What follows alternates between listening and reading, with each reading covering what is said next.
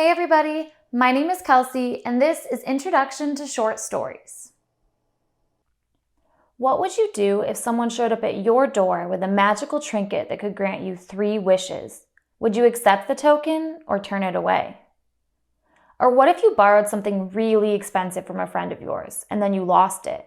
Would you tell them the truth or replace the item and simply hope they don't notice? Would you rather spend the rest of your life watching the person you love be with somebody else, or never see them again? These are just some of the dilemmas the characters in our stories will be facing in this first unit of study.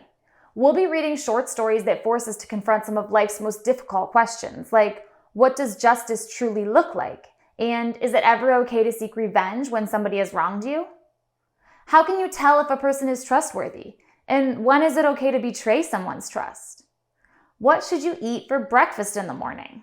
Okay, maybe not that last one, but you get the point.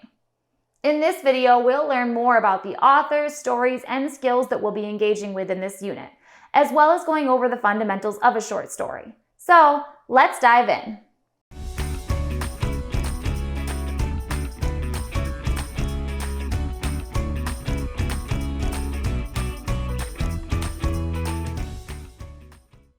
What is a short story?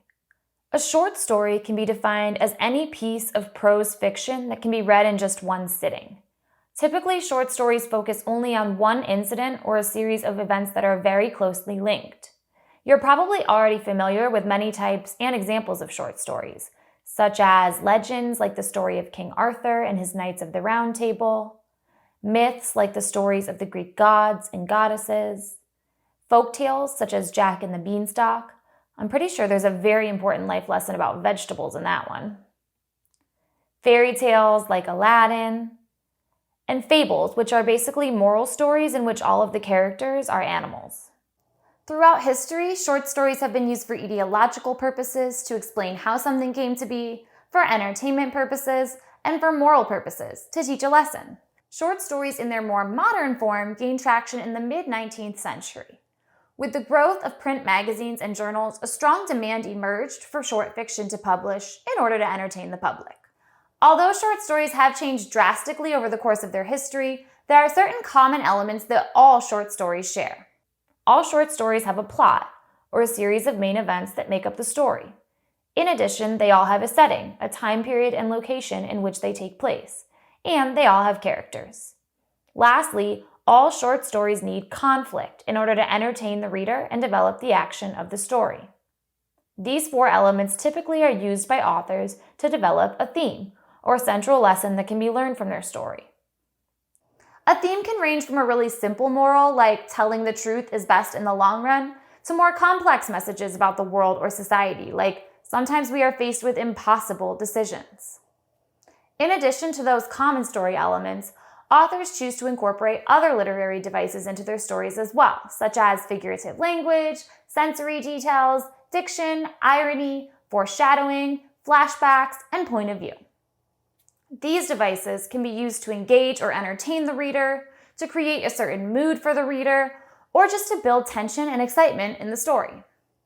This unit includes short stories from some of the earliest and most famous practitioners of the short story, like Edgar Allan Poe and Guy de Maupassant. It also includes authors famous for their trick endings and plot twists, such as Ambrose Bierce and Saki, authors known for their cliffhangers, endings that will leave you guessing, such as Frank R. Stockton and W. Jacobs, and even an author that served as a pioneer of her time, Susan Glaspell, one of the first modern feminist writers. We'll read 2 stories by Edgar Allan Poe, The Telltale Heart and The Cask of Amontillado, both stories of murder that will leave you wondering, is the narrator a madman or a genius? In The Monkey's Paw by W. Jacobs, a family is gifted a magical token that will grant them 3 wishes, but when they make their first wish, it comes at a terrible price. In Frank R. Stockton's The Lady or the Tiger, a barbaric king implements a justice system in which all those accused of a crime must choose between 2 doors. Behind door number 1 is a lady awaiting marriage, but behind the other is a tiger waiting to pounce. And in Susan Glaspell's A Jury of Her Peers, Two women take justice into their own hands after finding out the truth behind a deadly crime. These stories are just a few of many that we'll explore over the course of this unit as we focus on skills like close reading, analyzing an author's theme, composing a strong paragraph, and using context clues to determine the meaning of unknown words.